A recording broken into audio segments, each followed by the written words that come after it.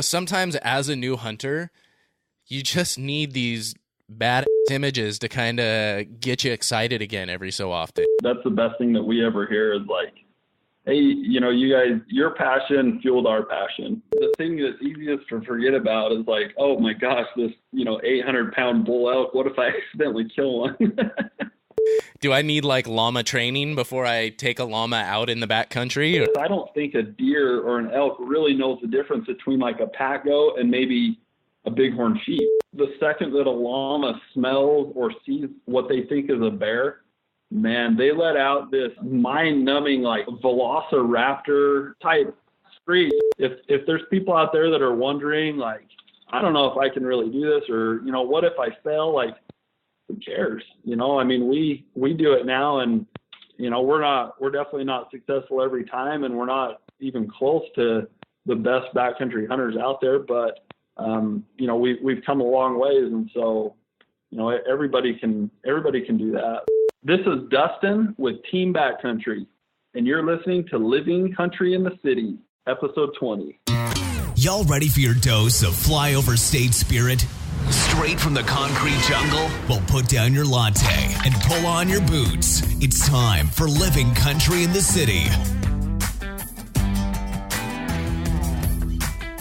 Hey y'all, thank you for joining me for episode 20 of Living Country in the City. It's hard to believe that I've already reached 20 episodes of the podcast, and if we're being honest here, when I started, I wasn't really sure I'd be able to get much past episode 2 or 3, So thank you so much to all y'all who've been supporting me by tuning in since early on, and another big thank you to y'all who've been subscribing.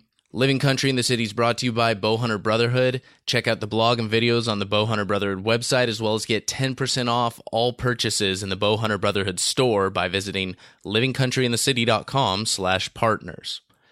Now, before we get started, just a quick reminder about my giveaway on Instagram. You've got a great chance to win over $600 in prizes from Mountain Ops, Elk 101, Bowhunter Brotherhood, Huntin' Fool, Rocky Mountain Hunting Calls, and more. It's really easy to enter, and you've got 5 opportunities for bonus entries. All the details are up on Instagram and up on the website at livingcountryinthecity.com/2K. Once I reach 2,000 followers on Instagram, I'll tally up the entries and select one winner who gets to take home all of the prizes. We're just about halfway there, so get y'all's friends involved, because the sooner I get to 2K, the sooner you could win. Okay, y'all. Today on the line, I've got Dustin Wittwer of Team Backcountry. Now, Dustin and the rest of Team Backcountry are great guys, super inspiring and encouraging, and while they likely won't admit it, super knowledgeable about the backcountry. Dustin, thanks so much for hopping on the podcast with me today. Oh, happy to be here. I was glad when I got the message from you wanted to talk to me. So just really quick, for those of my listeners who may not be as familiar with you guys, why don't you give me a quick rundown of maybe your personal history with hunting, and then just what exactly is Team Backcountry? Yeah. My name is Dustin, and I'm one of the 3 guys that kind of runs Team Backcountry. And my personal Team Backcountry includes me, my brother Jason, and Corey Beckendorf. Jason and I live down in southern Utah, southern Nevada area. That's where we grew up. And then Corey lives up in Salt Lake, and he that's kind of where we met him. And anyway, mine and Jason's background is obviously going to be very similar. We're just, I guess you would say, the typical Western hunters. We grew up hunting. Hunting was definitely a tradition in our family. In fact, my dad and my grandfather ran a guided hunting business for 20, 25 years, I think. They were kind of at the tail end of that, about the time I started getting to the age where I was able to hunt, around 10 or 12. And that's part of the reason I think that my dad wanted to hang that up, is so that he could spend time helping my brother and I and teaching us how to hunt, and so that was, we're kind of the typical, your dad took you hunting, and, back then it was different than what we do now. We would only apply in our home state of Nevada, which is a great place to learn how to hunt. But We didn't even really hunt elk back then, or antelope. It was just mule deer.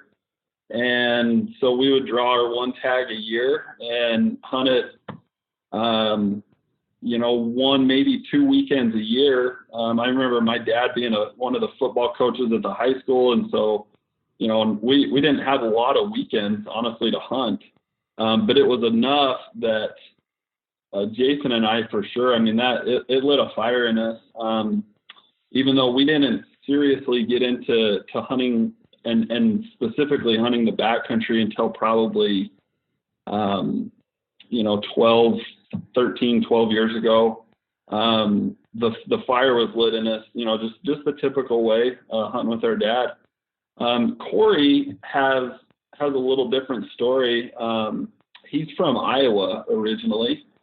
And so he moved out west, for work, and that's where we ran into him. We all worked at the same sporting goods store up in Salt Lake called Shields. And if you're from the Midwest, you're probably familiar with Shields. I don't know. But anyway, we worked up there in the hunting department and got to know Corey. And man, we could just tell he was from he was our type of guy. He had never hunted the backcountry before, but was completely gung-ho about it. And you could tell he just had that passion. And that's all we needed to know to decide that this is the guy we wanted to hunt with. And so, we went on our first elk hunt with him 4, 5, 6 years ago, whatever it was. And it was a long story, but he really impressed us with how willing he was just to throw on a pack and hike in with us and do anything that he had to. That's the thing about Corey. And, I know we're going to get into a lot of stuff on this podcast for guys that are just getting into it and stuff, but Corey's the best example of just being willing to go out and be with guys who are already doing this because he wanted to learn and figure it out. So anyway, that's kind of Team Backcountry in a nutshell. All that we get asked quite a bit about what we are or who we are. And we're really, it sounds simple, but we're really just a social media page that tries to post the best content that we can, doing the things that we do. And what we found is there's plenty of guys doing what we do, but not all of them are willing to take the time to take pictures and photos and then edit them and make them look a level better. And so if we were willing to do the things that we were doing, hiking in 10 miles, killing bulls, killing deer, packing them out on our backs, stuff like that, and then document it, that, hey, like people enjoy seeing pictures of that kind of stuff and even some videos. So, that's really all that it is. And we're always looking to grow and take more steps. And, but we're, Team Backcountry, we're trying to be organic. We're trying to do it the right way. We're not trying to get anywhere fast. We're just trying to be who we are. And, if people like that and follow along on the way, then that's great. And if not, the great thing is we would be doing this regardless. So I love opportunities like this to talk hunting with guys. It's what we're passionate about. So anyway. Well, and I'll say that's kind of one of the things that drew me to your page initially was, as a new hunter, I'm still getting ready for my first backcountry hunt, and you know how it is. There's so much to learn. So, when it comes to gear and when it comes to shooting my bow, and of course, I'm not doing it. I'm not making it any easier on myself. I'm taking my bow with me. I'm not doing it with a rifle, and so there's a whole nother level of stuff to learn with my bow, and it can be very overwhelming. And sometimes as a new hunter, you just need these bad images to kind of get you excited again every so often. And you need to watch these little short hunting films, and and a lot of the stuff you guys post has been part of what's helped keep me motivated and keep me encouraged as I'm kind of going through my journey to prepare for my first big backcountry hunt. Well, we appreciate that. I mean, that's really, we do this, we've been doing it for a while, and that's honestly that's the best thing that we ever hear is like, hey, you guys, your passion fueled our passion. And when I got into this, when we got into this, I specifically remember, like I said, I've hunted my whole life since I was 12, now I'm 31 or whatever. But the day I remember the image that really sparked my interest in hunting the backcountry, and it was a Cameron Haynes. He was the initial. If you haven't read his book, Backcountry Bow Hunting: A Guide to the Wild Side, and just a shameless plug because that was and is the reason that I got into this is I read that book.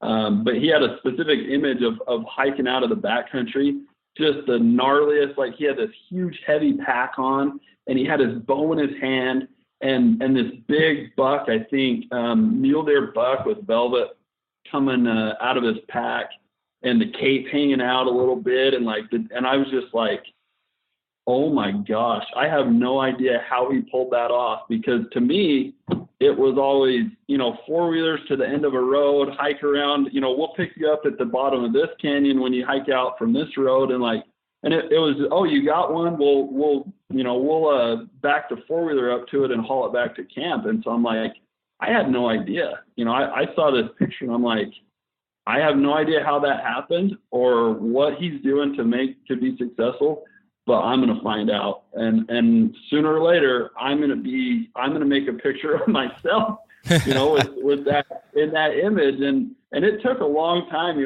but that image is burned in my mind, and it was for a long time. And if something means enough to you, eventually, you just figure it out. And somehow, we just dove into it and started doing it and figured it out. And we've been lucky enough and fortunate enough to take, as bad 100 as we are, honestly, we've taken a few of those pictures over the last few years, and it's just, the passion doesn't get any, you don't lose it. You only get, it only grows stronger. It definitely, I'm looking at some of those pictures right now, actually. Got the antlers sticking out of the pack with the velvet on them, walking out of that backcountry. It's it's still, every time I look at this stuff, it gets me excited. It gets me pumped for September. And where are you headed?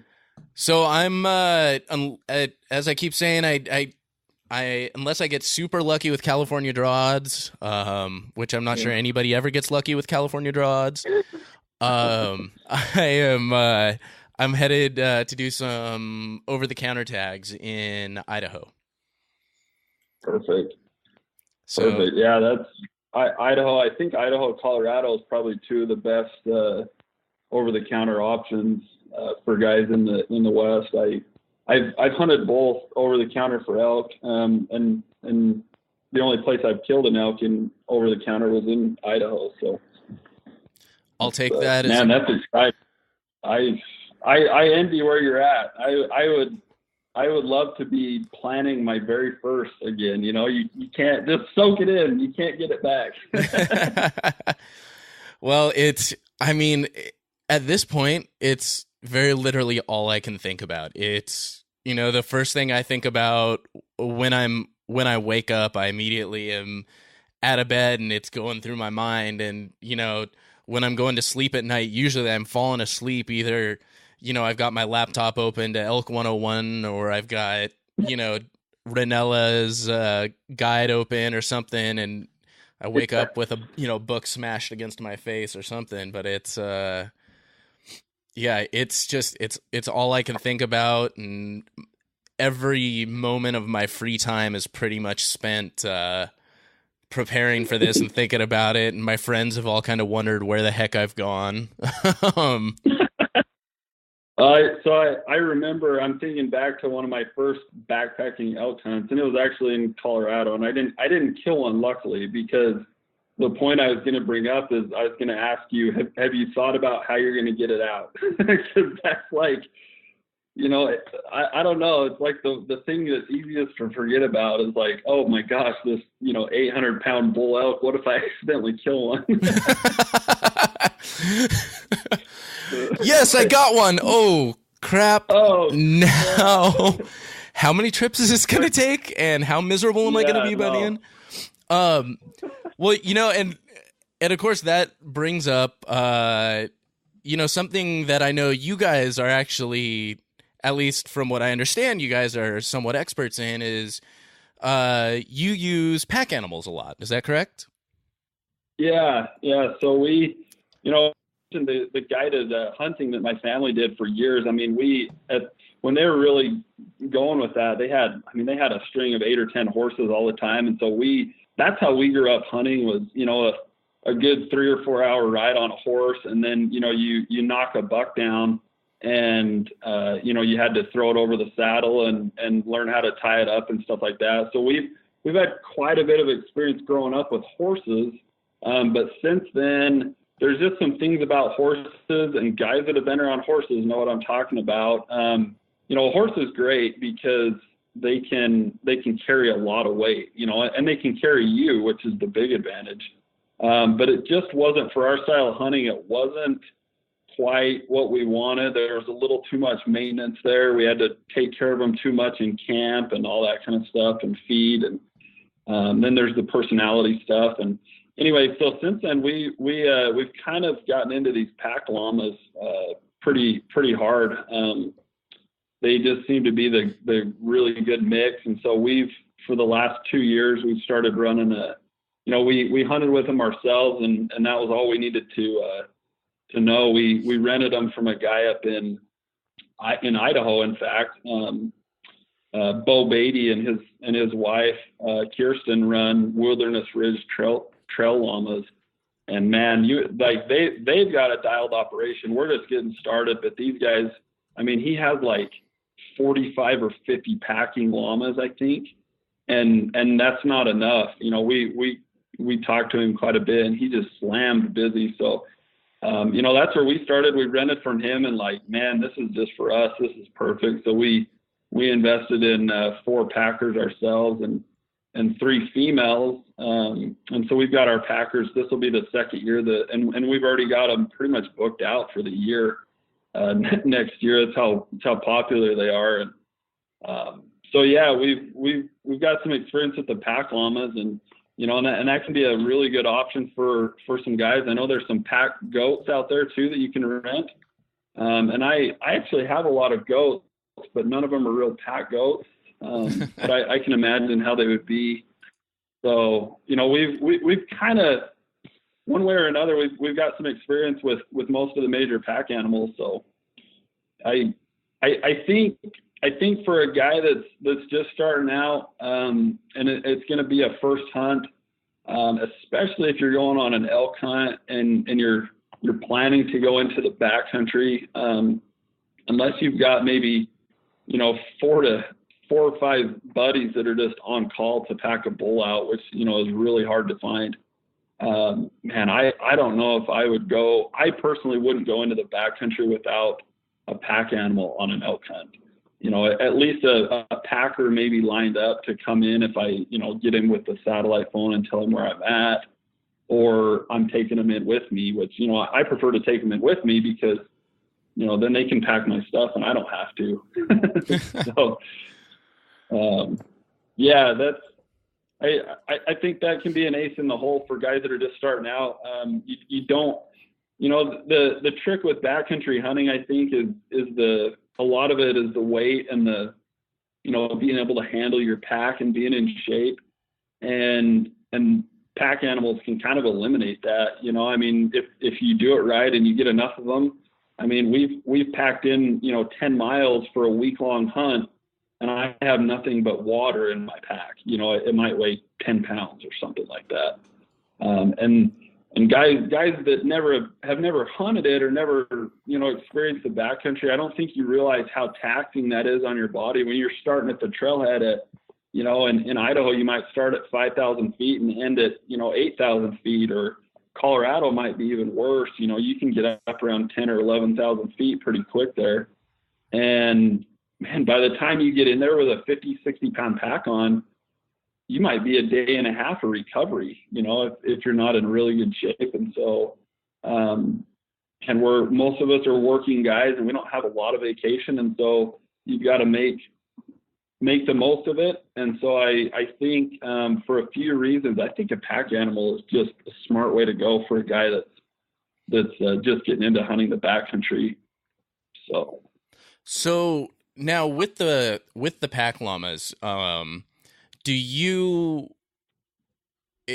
they really just a resource for bringing stuff to where you're setting up, say elk camp, and then do you leave them at the camp, or do you actually bring them along with you to, while you're out doing some spot and stalk?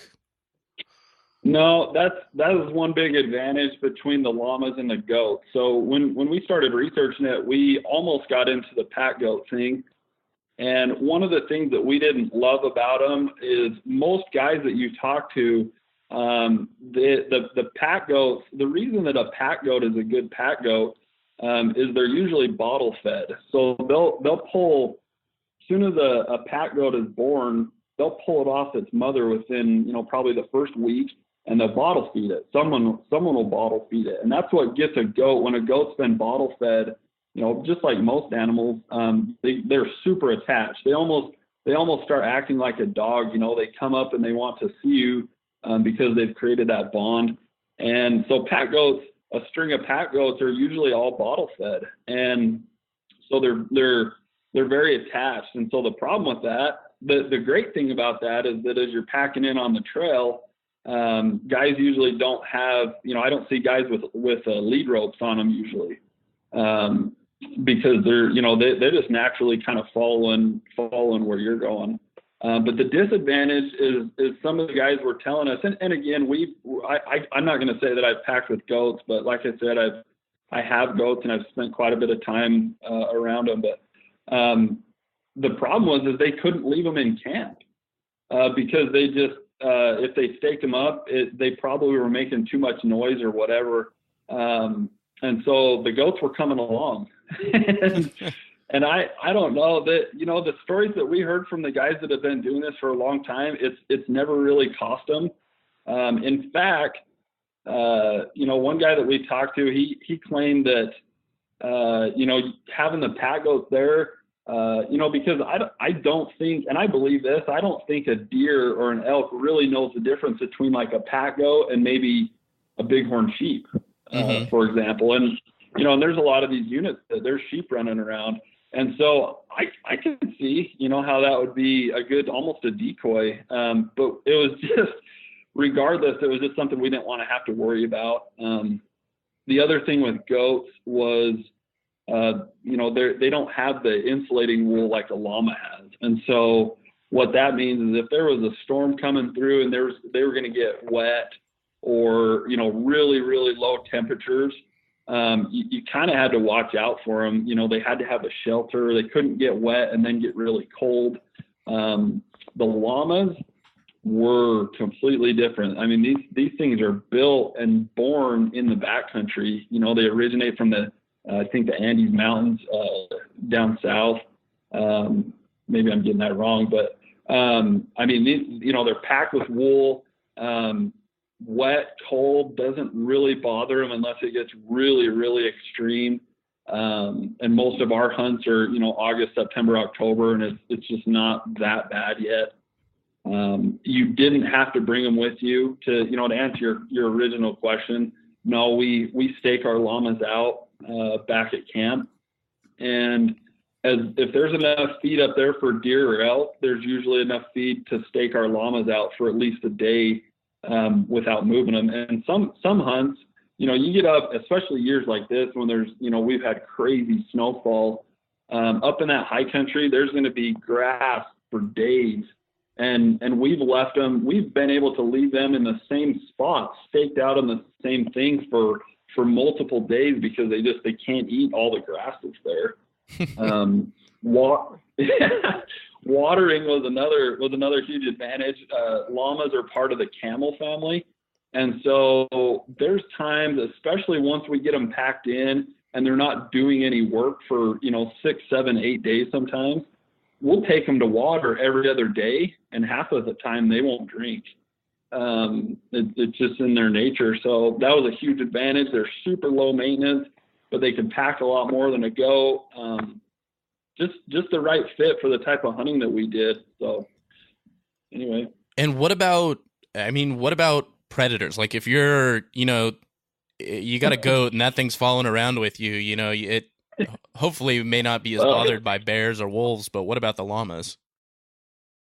The llamas, it's the funny joke that you hear, right? When you're in bear country, you don't have to outrun the bear. You just have to outrun your buddy. Yeah. If it came right down to it, and I was hunting in grizzly country, I hate to say it, and don't tell our pack llamas, but I'd sacrifice one of them for my own life, I guess. But maybe shouldn't say that out loud on your podcast. You got a lot of people in the city that are probably not going to like that. But anyway, no, do not get me wrong. That's not at all why we take pack llamas or anything like that. That was just a bad joke. But as far as predators, like we've actually found the llamas to be an advantage.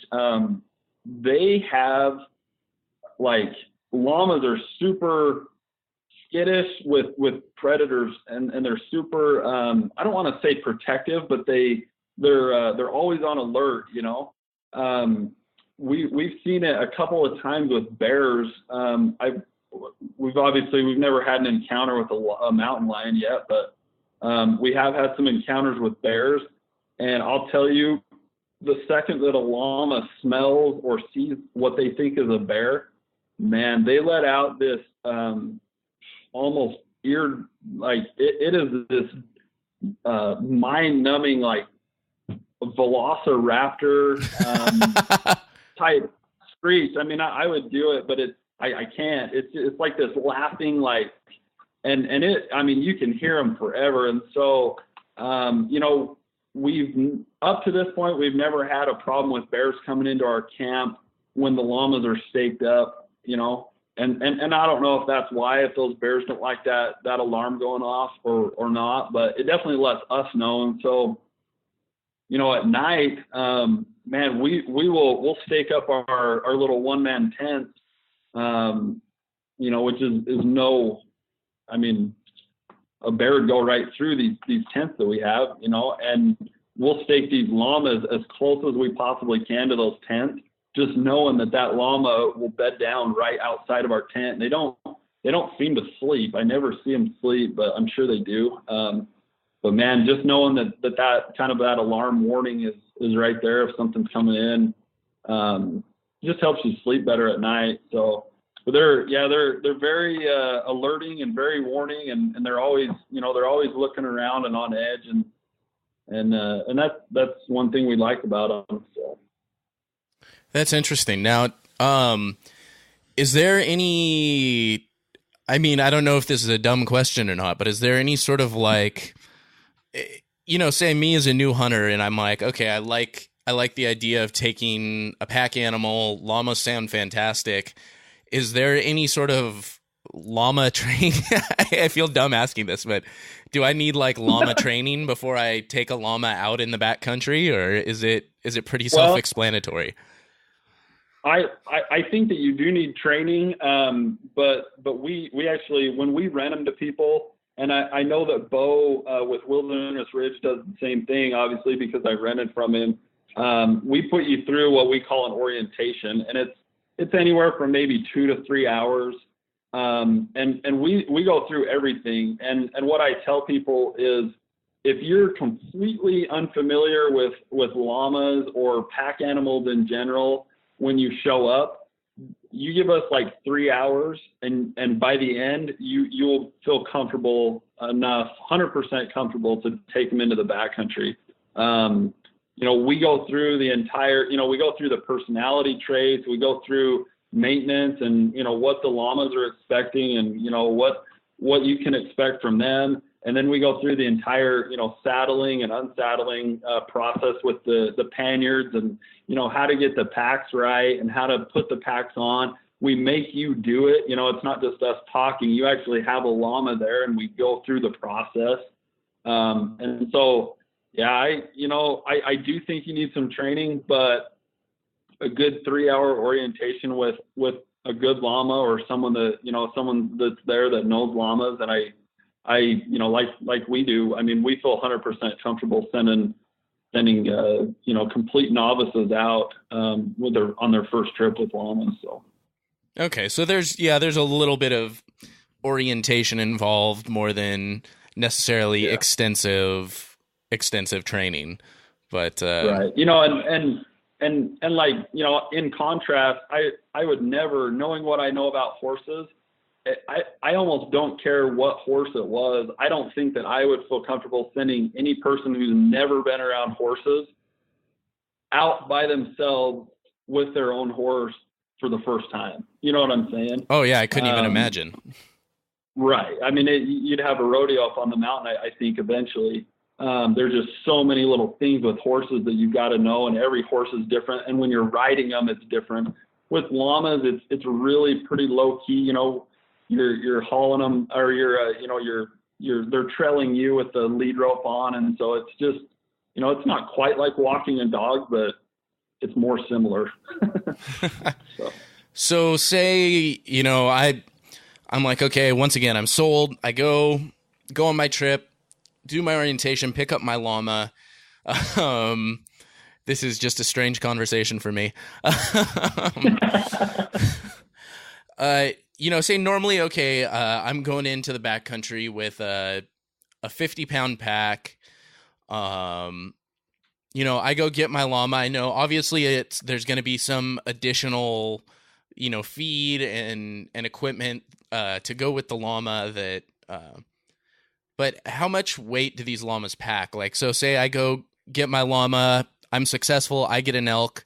Maybe how many trips back and forth would this take with the llama? What do you, how much usually do they carry? So the first thing is we and any organization that I know that rents them, we rent them out in pairs. Llamas are very they're very social creatures. They like to be around other llamas, and so they get kind of weird by themselves. We always send them out in pairs at least. That being said, the llamas that we have, these are big, strong packers. They're specifically bred to pack. It's a specific breed and a registration called a Cara llama, CCARRA, I believe. Okay. Anyway, and these boys will handle 80 pounds all day for as long as you can probably hike them. And so, you got two llamas, you got 80 pounds, 160, 150, 160 pounds. You can do the math, and even if you were to just eliminate your pack, of 50, 60 pounds, you've still got 100 plus pounds of extra weight to work with. The problem that most guys have at that point is they don't know what to throw in there. I mean, I remember on the first time that we took them, we were like walking through Walmart in Idaho on our way up to the trailhead, and we're just like, because we've been doing this backpack hunting for years and years, and we spent hundreds and thousands of dollars trying to whittle down ounces, and just like every little, just like everything we can do. Like I'm cutting the end of my toothbrush off, and like just all these stupid things. And now you're telling me that I've got, 150 pounds of stuff that I can carry. Like we didn't even know what to do. We're like walking through, and we're like, well, we might as well throw in a 6-pack of Dr. Peppers, which was the best decision we ever made.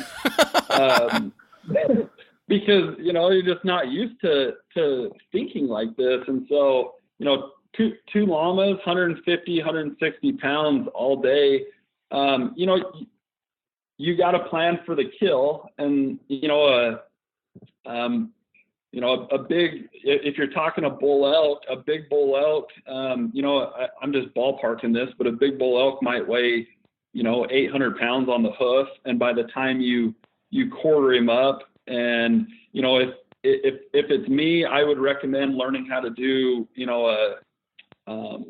the gutless method. And then from there, if you're not familiar with what I'm saying, the gutless method is after you've taken an animal, rather than the kind of the old school way, the first thing that we would do when I was a kid is we would remove the guts and the innards, and everything. And that was just mostly to let everything cool down. You had to get all that stuff out to let things cool, because it was usually you were going to haul the carcass whole back to camp, maybe let it hang or whatever before you went home in a couple days. Well, when you're in the backcountry and you might be 10 miles deep, that's really not a concern, because you're getting your meat and you're getting the head and the cape and you're getting out of there right now. Mm-hmm. And so I would highly recommend, just YouTube it, gutless method. It's really simple. You're cutting the hide off of one side and then taking, the 2 quarters that are on that side, and then you can get the back straps from there. And then you've got to be careful, but you can get the inner loins from there. You can take all the neck meat that you want. You can take all the rib meat. Obviously, it's right there, completely exposed and everything. And then flip everything over and do it again. So when you're done, you've got your four quarters, or your 4, hind and front quarters, back straps, loins, and then any excess meat that you've got from the neck and the ribs and whatever else.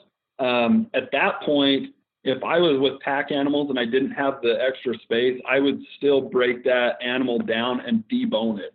And so then we'll hang a quarter, a hind quarter, for example, from a tree, and we're doing what we would do at home in the kitchen. We're just doing it right there on the mountain, because why pack that?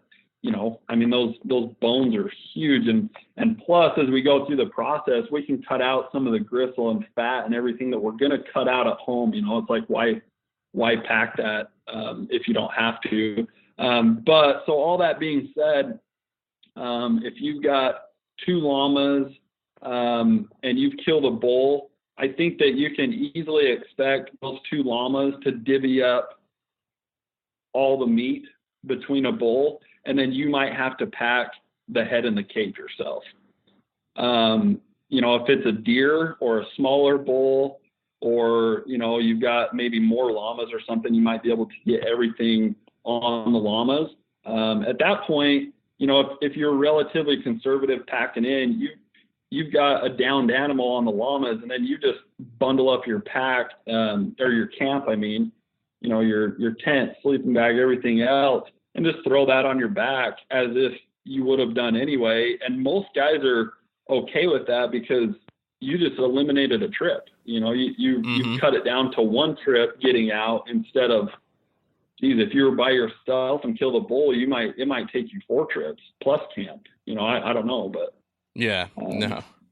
Anyway, so you can do the math. It just depends on what you're hunting and how much camp stuff you have and how many llamas. But each llama can handle, easily handle 80 pounds, and they'll do that for a long, long time. So, well, that sounds like really pretty reasonable option. I mean, if you're looking and you're not quite sure that you are quite in the physical condition that you should be to be packing in and out of the backcountry, or even if you are and you're just not quite prepared to make all those trips and pack all that meat out, it sounds like a pretty dang good option.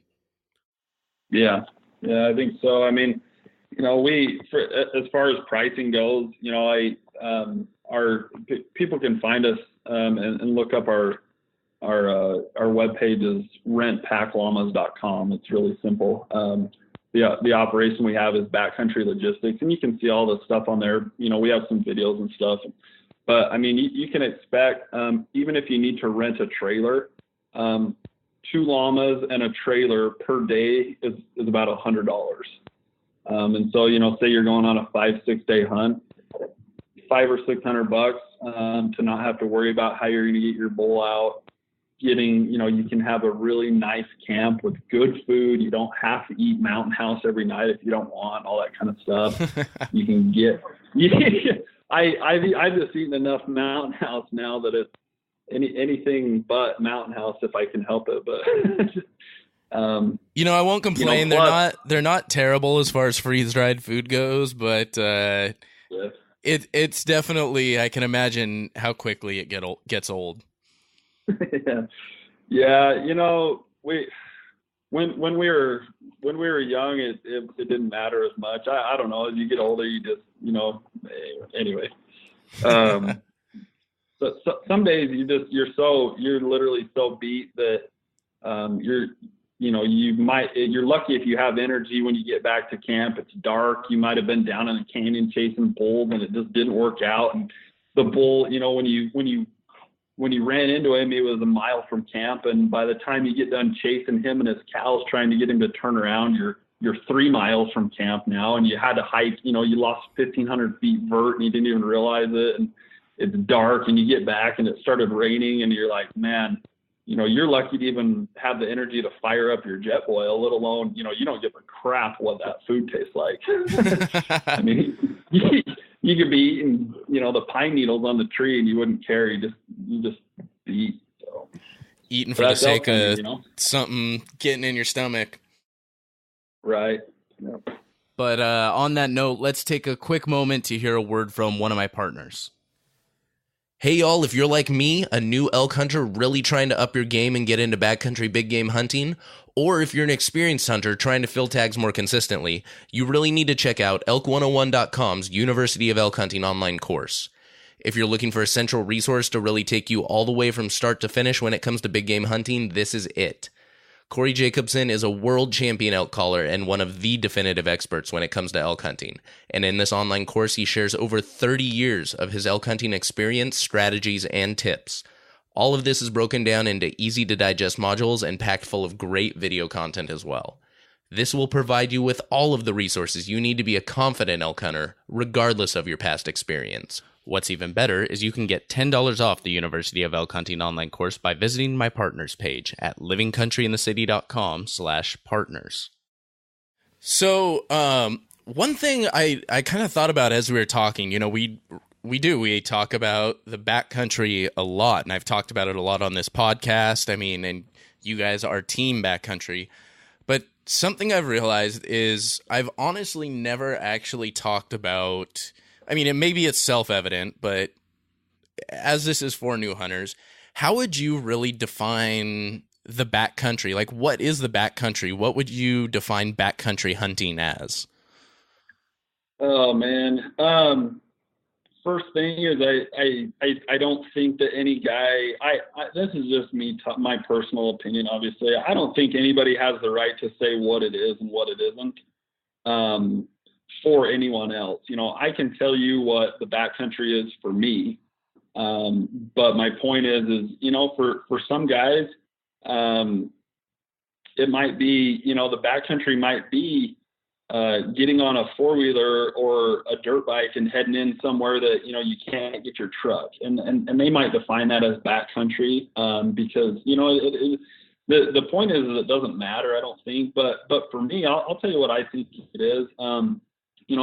If it's not far enough from a road or my camp or my truck that I don't need to stay the night out there, then it's probably not backcountry for me. Obviously, like you get into these roadless areas like the wilderness areas and the stuff like that where you can't take vehicles. I think, for me, that's backcountry. Really just, anywhere that just gets you, for me, it's anywhere that gets me out away from a lot of other hunters. That's why I go where I go. I don't know if that defines what the backcountry is, but, if I wasn't getting away from a lot of other hunters, then it wouldn't be the backcountry to me. We eliminate, I feel like we eliminate, 95% or more of the hunting competition by, getting in 10 miles. Now, don't get me wrong. I've had hunts where I went 1 mile and felt like I was in the backcountry. And so I think it depends on the hunt. I think it depends on the hunter. It depends on a lot of things. It's whatever, I don't know. It's interesting, something to think about. I don't know exactly if I can define, what it is and what it isn't. I don't know.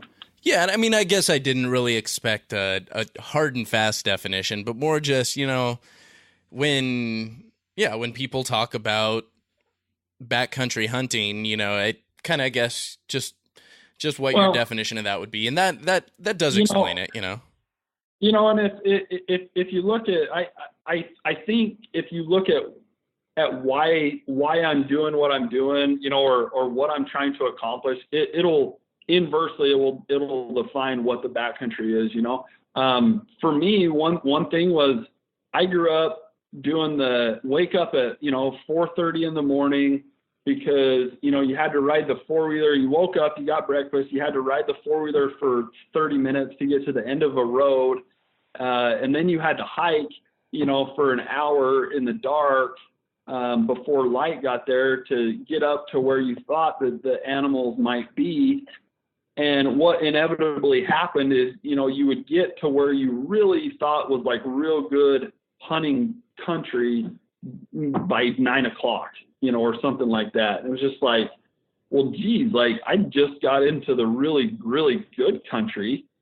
And so I'm here, but guess what? Everything's bedded down for the day, or I missed it, or the guy that was already up here on the mountain blew everything out already. Like what's the point? So then you'd sit around all day, waiting, or maybe glassing or whatever. And you'd get that prime, hour, 30 minutes of last light. And you might have an encounter, you might not. I personally think that the mornings in the backcountry are more fruitful as far as seeing game and stuff like that. But you would hunt until dark or well after dark, like, that elk scenario we were saying, like, you get chasing a bull and he's down off in a canyon, or a buck or whatever.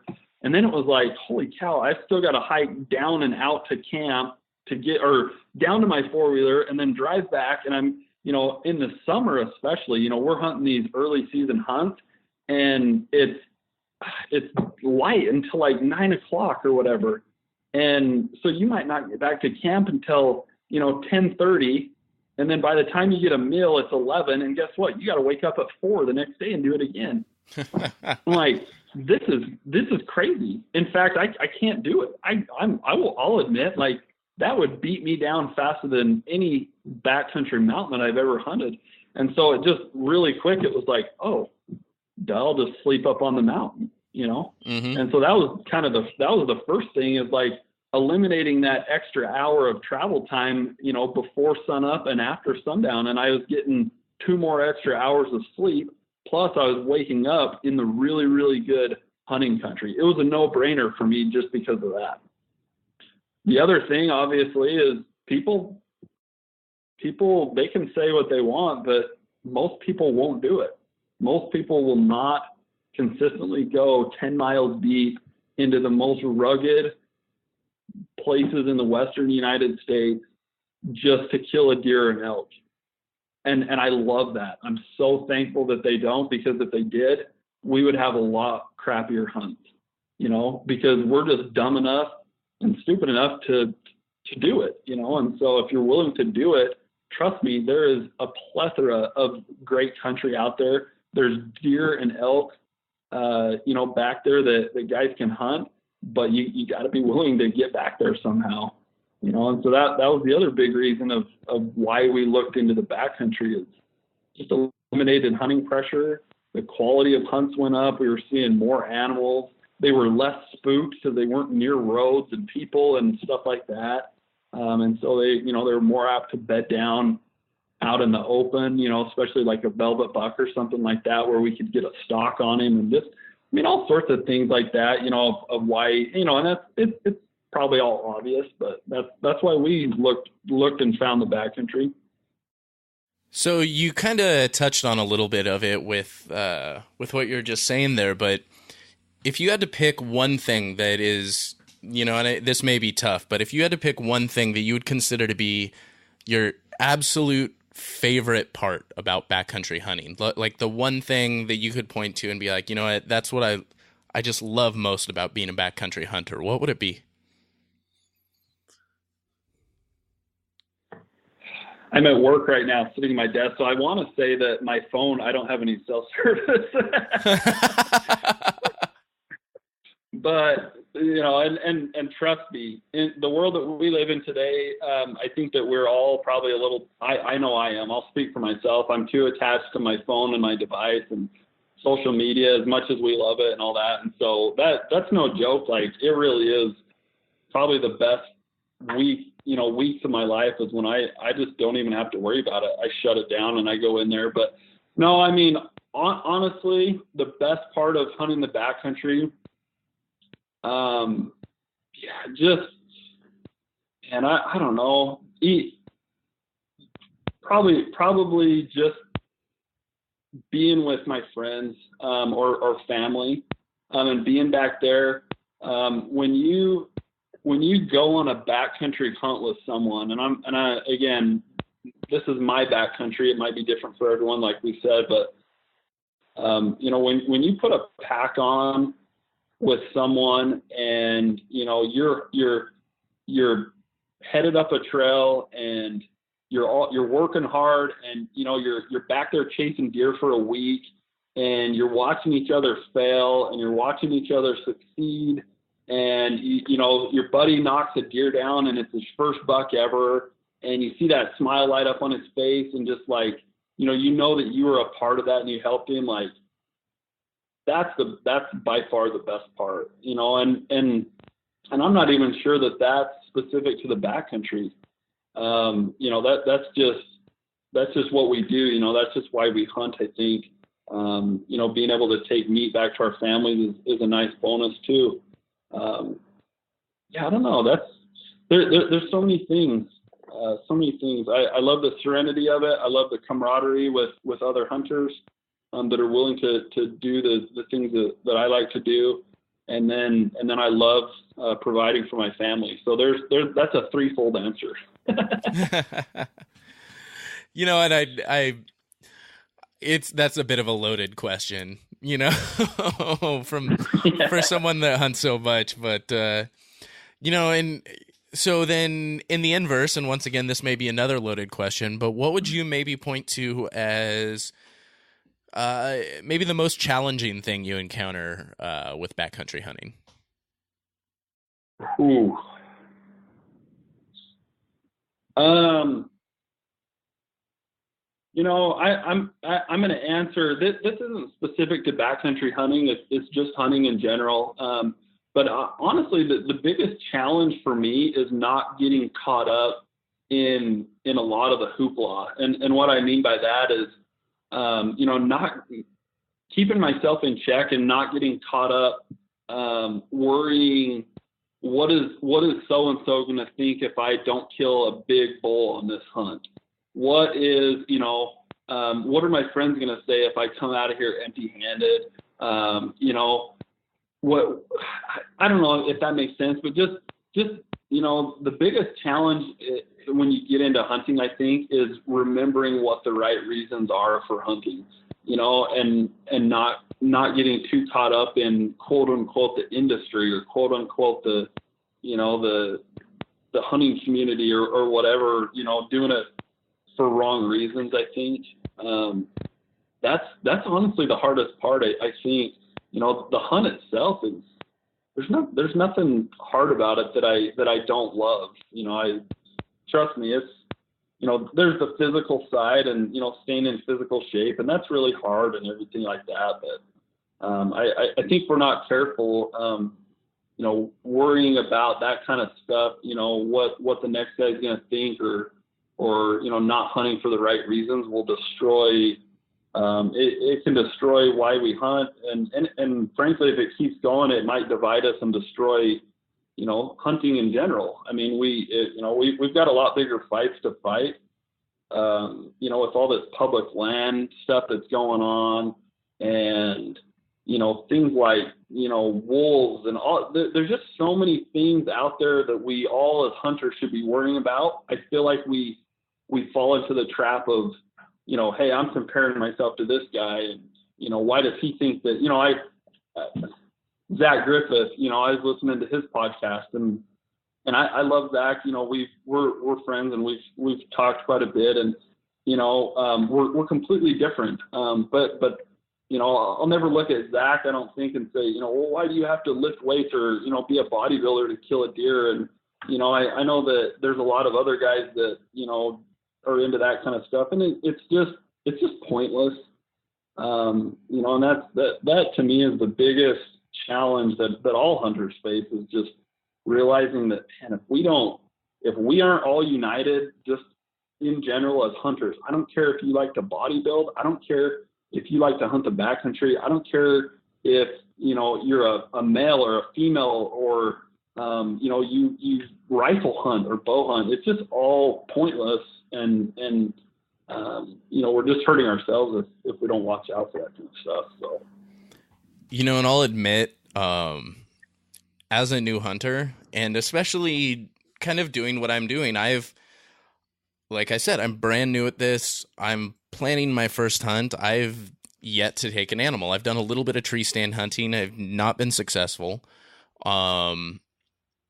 But going into this, I've gotten a chance to talk with some amazing people, and I've put myself out there, and I've been documenting this whole process and things like that. And I will admittedly find myself getting into these moments where, and it's always like late at night when my brain won't shut off, and I sit there and I think, and I'm like, what happens if I don't take anything? And I mean, I'm like, I honestly know the chances of me on my very first hunt going out and taking an elk are pretty slim. It's on, just on a DIY public land hunt. I fully understand what I'm doing to myself. But then I also sit and think, like, okay, I've spent this last year talking the talk.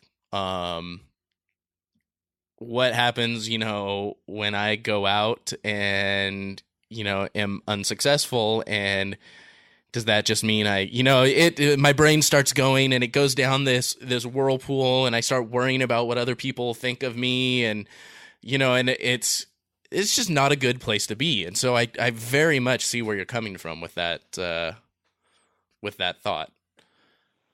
Yeah. I mean, you think over the counter tag is bad. Wait till you're in this for, a few years, and you start drawing some, like, highly coveted limited entry tags that took you, maybe 5, 10, 15, 20 points sometimes in some states. I mean, there's guys in Utah, for example, that it takes them 20 years to draw these tags. And I've heard and I've seen them say things like, well, I can't shoot that bull, or I don't want to shoot this bull, or I have to shoot a bull that's at least this big, because this is how people look at this. When you draw this tag with this many points, you have to kill this size of a bull. And I'm like, man, maybe that's just fine for people to have that type of motivation. But, I can't help but think that, they might have the wrong mentality. And maybe that's not even for me to say, maybe that's the point, is maybe I should be more accepting of that. But, the problem comes when we divide ourselves. It's not that guy thinks he has to kill a certain size bull with a certain tag with a certain number of points, or that you think you have to kill a bull with over the counter on your first hunt. It's the problem comes when we divide, and that's the point in this world that we're living in of hunting and stuff. It's a fragile gift that we have, I think. And so, we, regardless of what our expectations are of each other or ourselves, we stay united and everything's going to be great, and I think you're going to be highly successful. I think you're going to do better than you think. I think you're going to have a great hunt regardless of whether you kill or not. So whatever it is,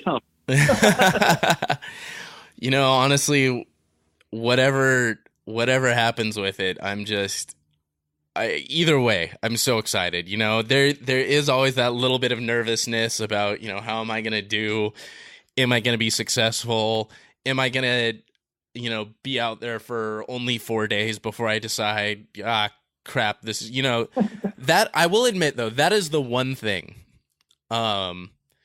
If I go out and I'm there the whole time and I'm busting my butt and I'm out there and I see something, I don't see something, whatever happens. But if I'm out there the whole time and I'm pushing 100% the whole time, it'll be a successful hunt for me. If the one thing that will make it an unsuccessful hunt for me is if I go out there and then after 4 days I decide, you know what, I'm too tired, this is too hard, I just can't do this, and then I come back. Or if I do stay out, but then after 4 days I decide, you know what, and I kind of just half-ass it for that time. That's in my mind what'll make it an unsuccessful hunt for me. If I just kind of give up and turn in the towel. Yeah, and my opinion, that's only an unsuccessful hunt if you don't come back the next year and push harder and you get in better shape because you didn't realize you needed to be that good a shape, or something happens with your bow and you didn't know that you needed to know your equipment, or whatever, you didn't realize that you were going to miss your friends or your family back home or whatever. It's only a failure if the next season rolls around and you don't fix that problem and move on and conquer it. That's, if you let it beat you, then it was an unsuccessful hunt.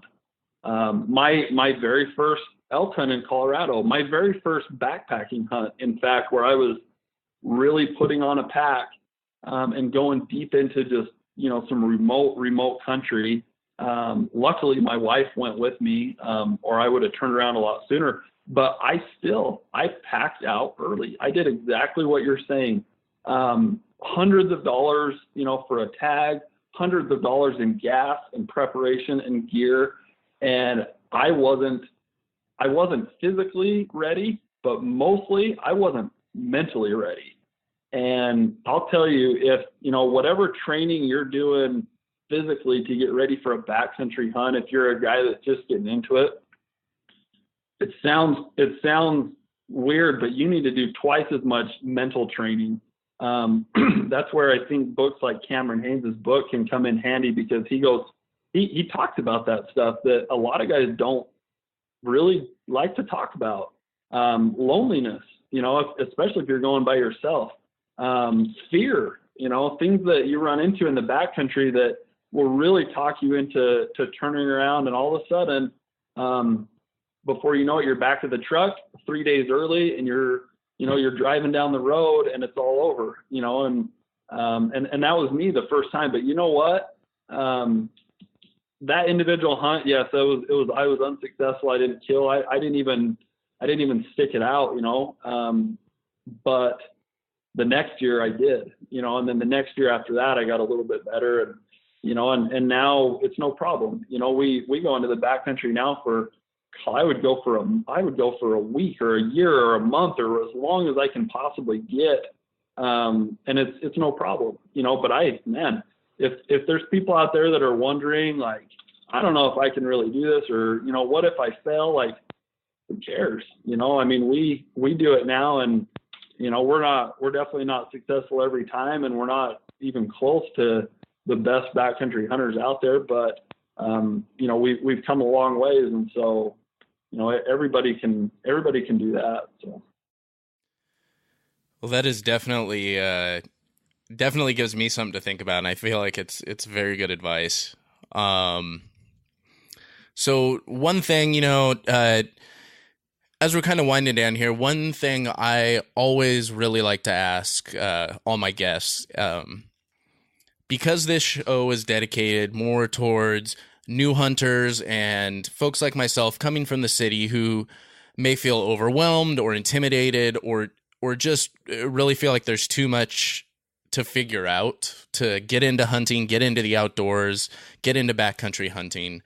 Do you have any advice or any words of encouragement for folks like that, just maybe who feel the need to have this a little bit demystified?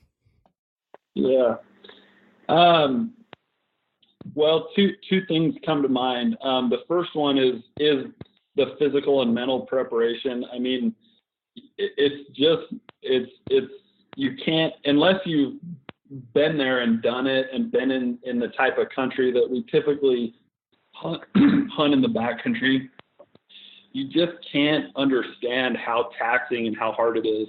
So whatever training level you're at, everyone can probably ramp it up, just another notch or whatever. And you will not, you won't regret it. I promise you. I don't know if anyone goes into the backcountry and after 5-6 days of hunting comes out and says, wow, I was in too good a shape. It just doesn't happen. There's always one more ridge that you can go over. There's always a buck that's a little bit further than you think you can make. And so you just can't be in too good a shape. The other thing is I did not understand the resources that are out there that can really solve a lot of your problems. Things like using calling up a biologist that's over the area in the state that you want to hunt. If you haven't made a phone call to them before the season, excuse me, just to get an idea from them of, a starting point, I would highly recommend that. Things like the books that we're talking about, Google Earth. We draw these tags that we've never stepped foot in. And with the technology that we have, I literally will hike into country and stand on a peak and feel like I've already been there before, because you can see it from Google Earth. I can put myself right on a peak in the middle of the nastiest country that I plan on hiking into and sit there, almost as if I'm glassing on opening morning, and I know exactly what canyons are going to look like. I know exactly where I think the feeding areas are. I can mentally mark those in my head, or I can mark them on my GPS. And so it's as if I've done a scouting trip already without going there. There's just a lot of resources out there. Forums, podcasts now, these podcasts, I learn something new every single time I listen to these podcasts, and I've been doing this for quite a while. But there's some really good podcasts out there, yours included already. I mean, you've had some incredible people on here aside from us. We're just regular guys, but I think you're not giving yourself enough credit here. So, but no, just understanding the resources that are out there, and utilizing them. If you're really new to it and you haven't even applied and, found a unit that you want to hunt, I would use a service like GoHunt, GoHunt.com, that has these guys have got it dialed. I mean, there's probably half of the tags that I applied for this year. I would not have applied and had no idea that there was that quality of animals in that unit, in that state, if I hadn't didn't have a subscription to that. And so, if you're not familiar with it, you can get on and just, it's not really application season right now. So this would have been a good podcast for back in February. No, for, next year or whatever. They even have over-the-counter information on there. So I was going to say, I still definitely use it for, I have an insider membership, a GoHunt insider membership. And so I definitely use it for selecting my over-the-counter units. There's a lot of good info in there. And there's also still a few, depending on the species and the state, there's still, a few hunts left to draw. Most of them are up, but there's definitely options out there. I've also talked a lot with the guys at Hunt and Fool, and they offer some really great services similar as well. And they have a feature where you can actually call someone up and literally sit and talk through them, with them what you're trying to do. There's so many great services out there for people. Yeah, I would not feel like, I definitely wouldn't feel like I was cheating or like, I don't know. There's kind of a stigma that if you're using something like that where someone's helping you, it's like a form of a guided hunt or something like that. And I mean, I wouldn't feel like that at all. I mean, this isn't a competition between hunters. This is just a competition with yourself. And so any advantage, that's a fair legal advantage that you can get, use it, if especially if you can afford some of these memberships and stuff, but there's just a lot of resources. That being said, I mean, I think that it would be, a little, I don't know what the word is, but it wouldn't be right of me to, we can be a resource. We love, we don't cost anything. And so free advice is, what they say about free advice, but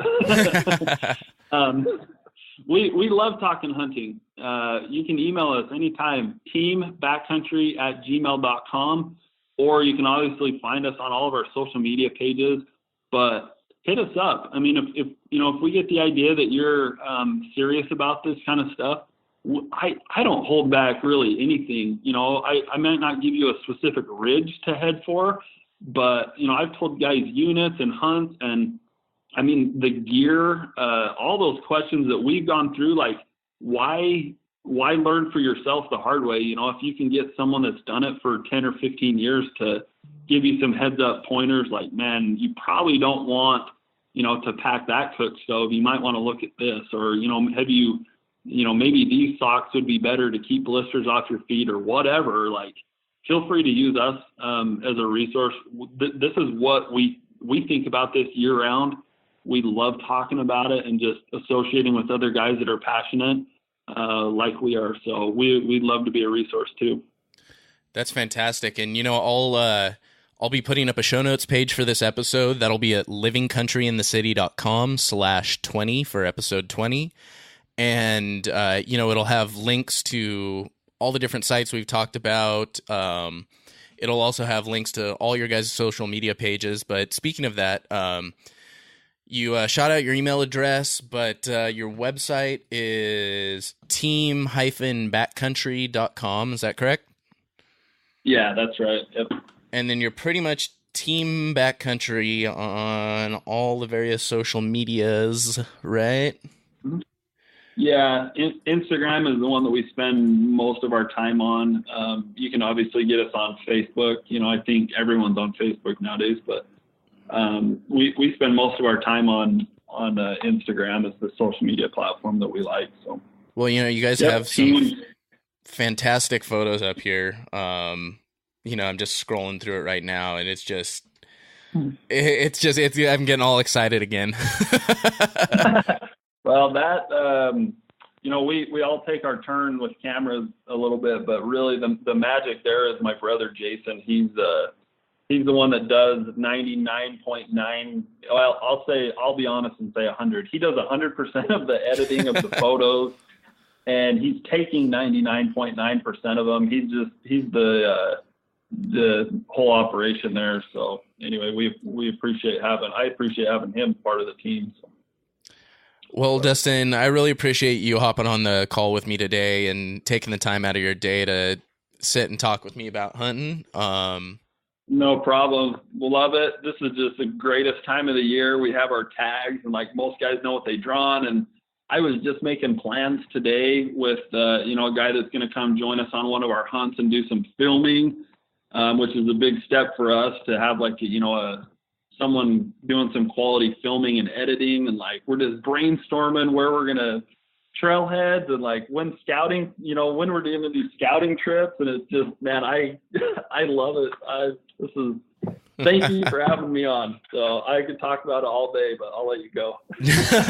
No, I'm definitely the same way. But, as I always say, I don't think people are going to start listening to these podcasts if they turn into like Joe Rogan length episodes. So, yeah.